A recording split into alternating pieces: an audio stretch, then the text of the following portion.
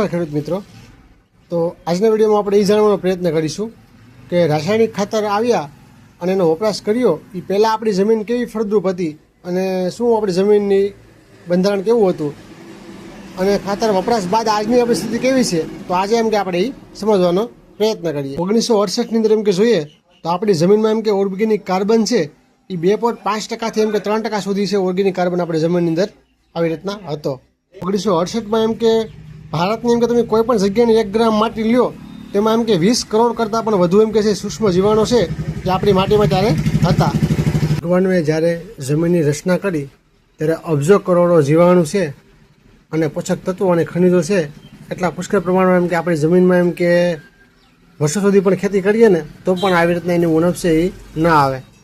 તો આ બધા જ પ્રોબ્લેમ આવવાની શરૂઆત કઈ રીતના થઈ? રાસાયણિક ખાતરના વપરાશ પછી ઘણો બધો જમીનનો પ્રોબ્લેમ થવા માંડ્યો છે, પણ આપણે મેન 4 વસ્તુ પર જોવાનું છે કે કઈ વસ્તુ ઘટી છે અને એના લીધે શું થયું। તો પહેલું આપણે કંઈ જોઈએ તો એ છે આપણું ઓર્ગેનિક કાર્બન, કે ત્યારના સમયમાં જ્યારે રાસાયણિક ખાતર નહોતા ત્યારે એમ કે 2.5થી લઈને એમ કે 3% સુધી એમ કે ઓર્ગેનિક કાર્બન આપણી જમીનમાં હતો।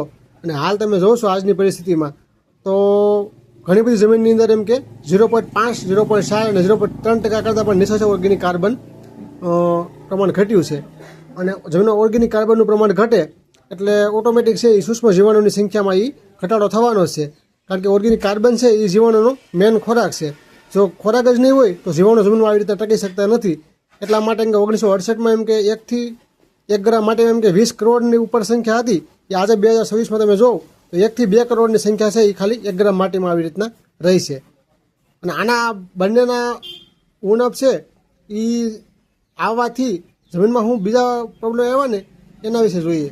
એમ કે 1968ની અંદર એમ કે રાસાયણિક ખાતર એમ કે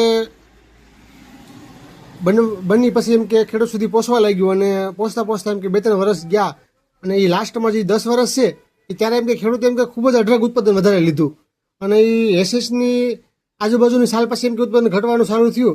તો ઘટીને એમ કે અત્યારે જોઈએ તમે તો ઉત્પાદન છે સાવ એમ કે આવી રીતના ઓછું છે એ મરવા લાગ્યું છે। અને એના સામે ઉત્પાદન ઘટ્યું તો સામે બીજો શું પ્રોબ્લેમ ઊભા થયા? તો તમે ખેતી ખર્ચ તમે જોવો તો ત્યારે એમ કે 0 બજેટમાં ખેતી થતી, એમ કોઈ પણ ખાતરનો ખર્ચ નહોતો, કોઈ પણ પેસ્ટિસાઇડ દવાનો ખર્ચો નહોતો અને સારામાં સારું ઉત્પાદન છે એ લઈ શકતા ખેડૂત। અત્યારે એમ કે એ ખેતીનો ખર્ચ તમે જોવો તો જ્યારે 0 બજેટથી શરૂઆત થઈ ને અત્યારે એમ કે ખર્ચો છે એ આવી રીતના ખૂબ જ આવી રીતના વધવા લાગ્યો છે। આ બંને પ્રોબ્લેમ છે એ રાસાયણિક ખાતર આવ્યા પછી એમ કે એ થયા છે। હવે જમીનમાં જે આ 2 વસ્તુની ઉણપ છે એ રાસાયણિક ખાતરમાં તો શક્ય જ નથી, કે રાસાયણિક ખાતરથી આ જેમ પણ આપણી ફળદ્રુપતા આવી રીતના ઘટશે જમીનની।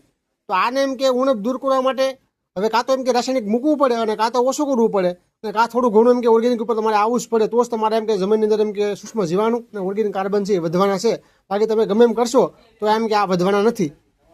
જ્યારે રાસાયણિક ખાતર એમ કે વાપરવાની શરૂઆત કરીને ત્યારે એમ કે 1 હેક્ટરની અંદર એમ કે 13થી 14 કિલો ખાતરની ભલામણ હતી અને આ રીતના જો ખાતર વાપર્યા કર્યા હોત ને તો અત્યારે આપણી જમીન છે એટલી બગડી ન હોત અને આ બધા પ્રોબ્લેમ છે એ આવ્યા ન હોત। પણ અત્યારે એમ કે 1 એકરે એમ કે હેક્ટર જે 13થી 14 કિલોની ભલામણ હતી એની જગ્યાએ એમ કે એક વીઘામાં એમ કે 30-40 કિલો સુધી એમ કે ખેડૂત છે અને 50 કિલો સુધી પણ ખેડૂત છે આવી રીતના ખાતર આવી રીતના નાખવા માંડ્યા છે, જેને કારણે આ બધા પ્રોબ્લેમ છે આવી રીતના એ ઊભા થયા છે। જો આ બે વસ્તુ તમે વધારશો તો તમારું ઉત્પાદન એમ કે ઓટોમેટિક વધવા લાગશે અને ખેતી ખર્ચ છે એ પણ એમ કે આવી રીતે ધીમે ઓછો થવા લાગશે। એના માટે તમારે આ વર્ષે એમ કે થોડું ઘણું પણ ઓર્ગેનિક શરૂઆત કરવી પડે અને સાવ બંધ કરવું પડે કેમિકલ, તો પણ તમે બંધ કરી શકો તો જ તમારો આ પ્રશ્ન સોલ્વ થાય, બાકી સોલ્વ નથી। તો હવે આગળના વિડીયોમાં આપણે જોઈશું કે ઉત્પાદન વધારવા આ ઘટતા પછી આ પ્રોબ્લેમ શરૂ થયા છે તો સૂક્ષ્મ જીવાણુ અને ઓર્ગેનિક કાર્બન છે જમીનમાં વધારવા માટે આપણે શું કરવું જોઈએ તે આપણે આગળના વિડીયોમાં જોઈશું।